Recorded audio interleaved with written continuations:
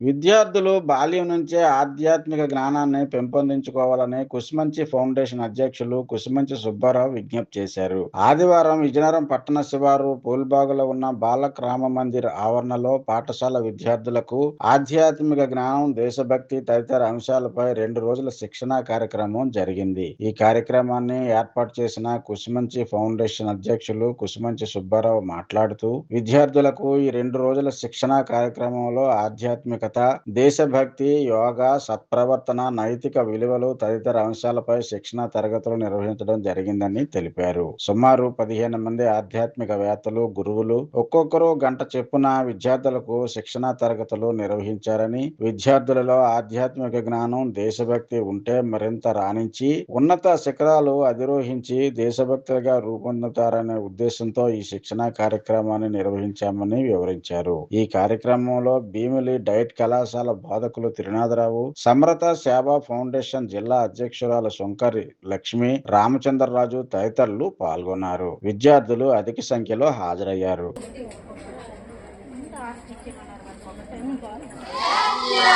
జై బోలో భారత్ మాతా కీ జై, బోలో భారత్ మాతా కీ జై, జై మాతా, జై జై మాతా, జై బోలో భారత్ మాతా కీ.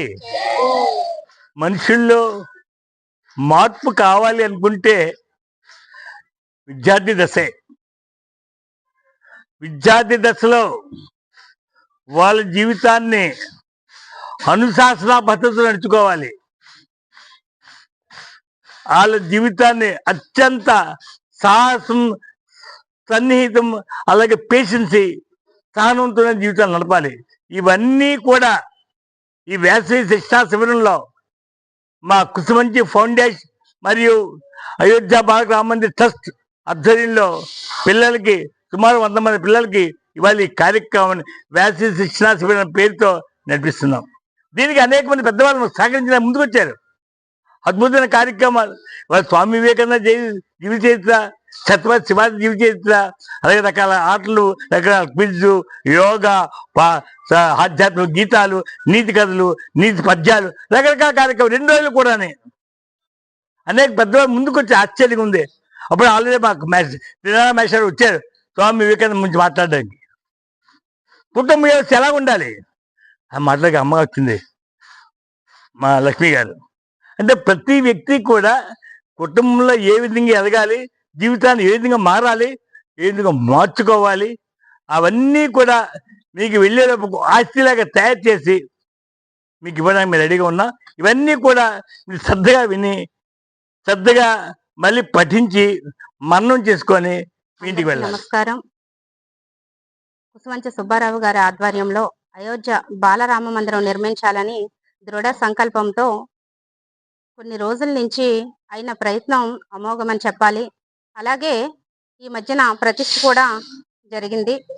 దాని ఆధారంగా ప్రతిరోజు కూడా ఈ ఆలయ ప్రాంగానికి సంబంధించి ఏదో ఒక కార్యక్రమం ఏర్పాటు చేయదలిచి ఉన్నారు. అందులో భాగంగా ఇక్కడ హాస్టల్ పిల్లలకు 19, 20 ఈ 2 రోజులు కూడా అనేక కార్యక్రమాలు పిల్లలతో చేయించి ఇక్కడి నుంచి వెళ్ళేటప్పటికి వాళ్ళలో మార్పు రావాలి. రాముడు ఏ విధంగా అయితే జీవించాడో, కుటుంబ పరంగా ఎంతో విలువలతో కూడుకున్న జ్ఞానాన్ని ప్రపంచానికి అందించారో అదే జ్ఞానాన్ని పిల్లలకి కూడా అందివ్వాలని చెప్పి సుబ్బారావు గారు ఏర్పాటు చేయడం జరిగింది. నమస్కారం.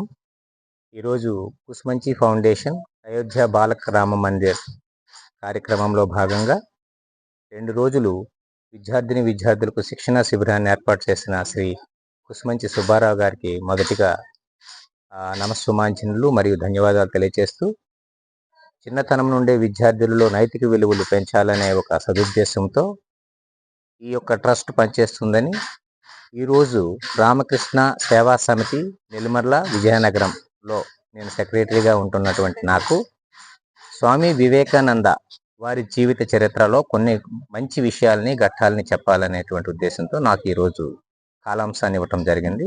ఆ కాలాంశం ఇప్పుడు ప్రారంభం అవుతుంది. అందరికీ ధన్యవాదాలు. శ్రీరామ్. ఈరోజు కుసుమంచి సుబ్బారావు గారి ఆధ్వర్యంలో జరుగుతున్నటువంటి ఈరోజు ఈ కార్యక్రమం చాలా అమోఘమైందని చెప్పవచ్చును.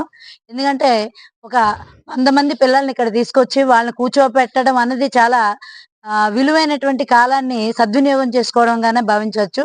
అలాంటి ఆ పిల్లల్లో ఒక చైతన్యాన్ని రగిల్చడానికి, వాళ్ళలోని నైతిక విలువల్ని పెంపొందింప చేయటానికి ఇలాంటి కార్యక్రమాలు ఎవరు పెడతారా అని చూస్తున్నాను. అలాంటిది ఈ ఈ వాతావరణంలో ఇక్కడ ఉండేటువంటి పూల్బాగ్ కాలనీలో ఇలాంటి మంచి ఆపర్చునిటీ, మంచి అవకాశాన్ని ఇచ్చినటువంటి కుసుమంచి సుబ్బారావు గారికి మరొకసారి ధన్యవాదాలు తెలియజేసుకుంటూ, ఈ రోజు కార్యక్రమాన్ని అందరూ కూడా పిల్లలందరూ మంచి మంచి విషయాలు తెలుసుకొని వాళ్ళు వాటిని వాళ్ళ జీవితంలో అనుకరణ చేయాలని మరోసారి కోరుకుంటూ